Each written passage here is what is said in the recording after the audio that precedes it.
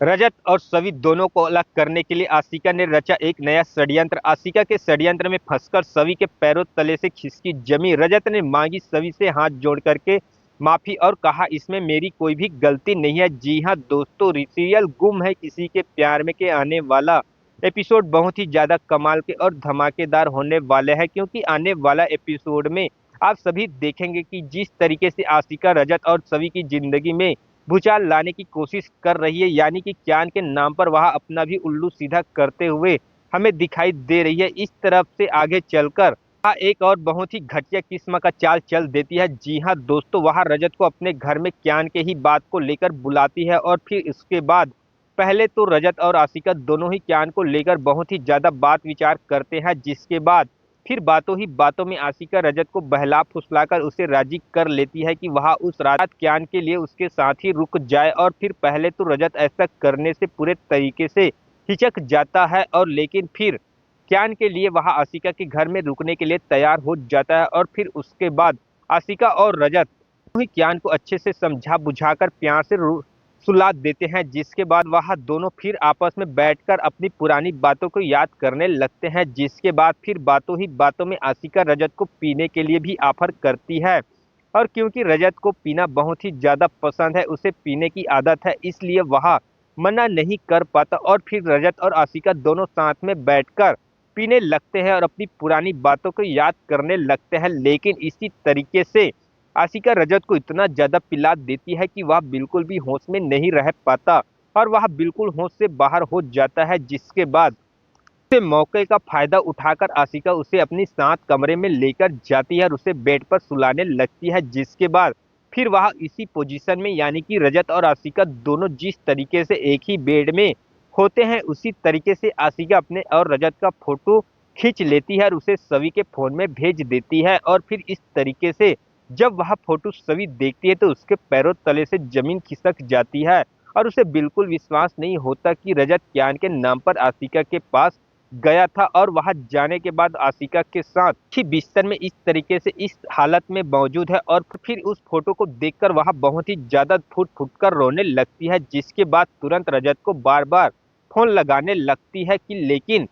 क्योंकि रजत होश में नहीं होता, इसलिए वह सभी के फोन को नहीं उठा पाता। और इस तरीके से आशिका के इस जाल में, आशिका के षड्यंत्र में सभी पूरे तरीके से फंस जाती है और उसे पूरे तरीके से यह लगने लगता है कि अब रजत आशिका को अपनी जिंदगी में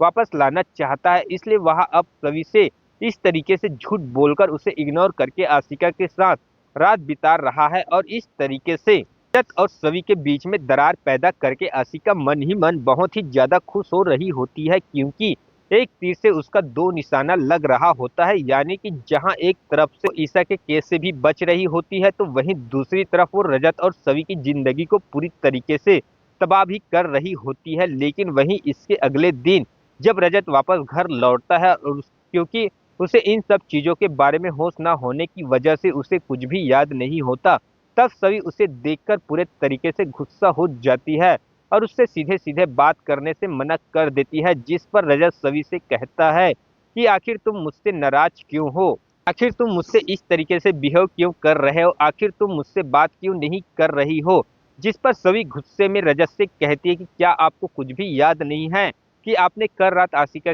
के साथ क्या क्या किया। और फिर सभी के मुंह से इस बात को सुनकर रजत पूरे तरीके से चौंक जाता है और वह सभी से पूछने लगता है कि मैंने आशिका के साथ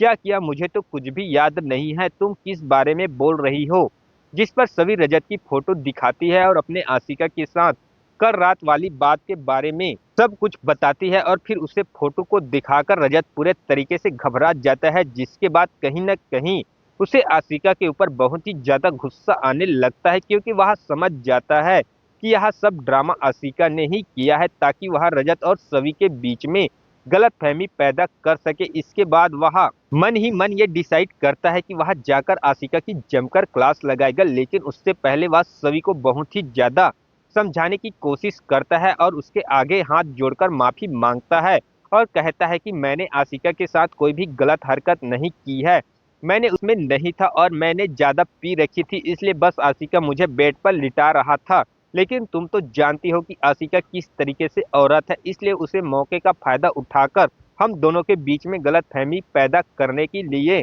उसने यह सब हरकत की है। लेकिन सभी रजत कोई भी बात मानने से सीधे सीधे इनकार कर देती है और उसे कमरे से बाहर चली जाती है, जिससे कि रजत के दिल को बहुत ही ज्यादा ठेस पहुंचती है। तो आपको क्या लगता है दोस्तों,